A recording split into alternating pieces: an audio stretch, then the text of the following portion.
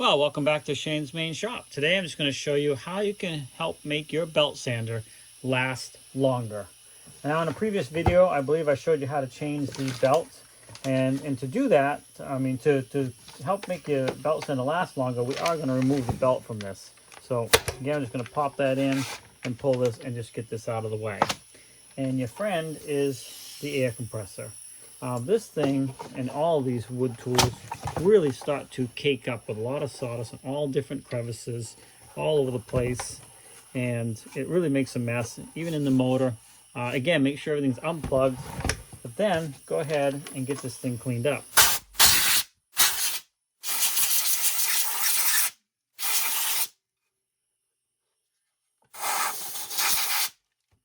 Really try to get down in those back crevices everywhere you can.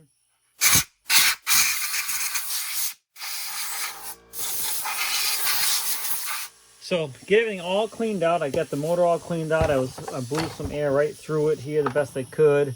I got a lot of stuff out of there, and it's all good and cleaned up. You can see all the chunks and stuff are now gone, and it's in good shape.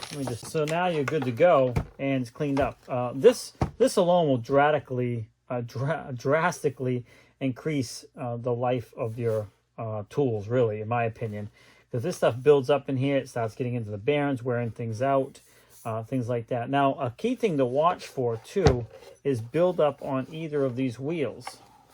This back one doesn't turn easy, of course, because it's the motor. But if you have sawdust that builds up on this, it's going to ruin your work as well. If there's like a little chunk that got underneath and is stuck there, but if you have a clump down here, it could end up sticking on the back of the belt from here, and then you have a lump in behind here. And when you're sanding, you're going to hear that lump. And it could potentially ruin your work, depending on what you're working on. If it's something really precise and you're trying to make a mess with it. So make sure the wheels are good and clean too. It'll also, if there's sawdust on these wheels, it will cause the belt to track off. It won't track properly, and it could get the belt into the side and destroy the edge of the belt. So again, once you get it cleaned up, check all of your belts as well. Your wheels as well. And all the surface, make sure it's good and clean.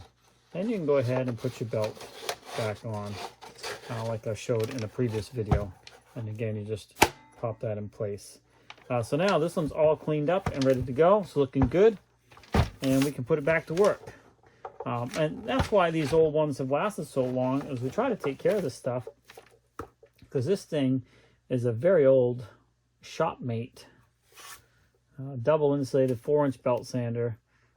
But yeah, that's pretty much it right there. Keep your tools clean, and they will work better for you.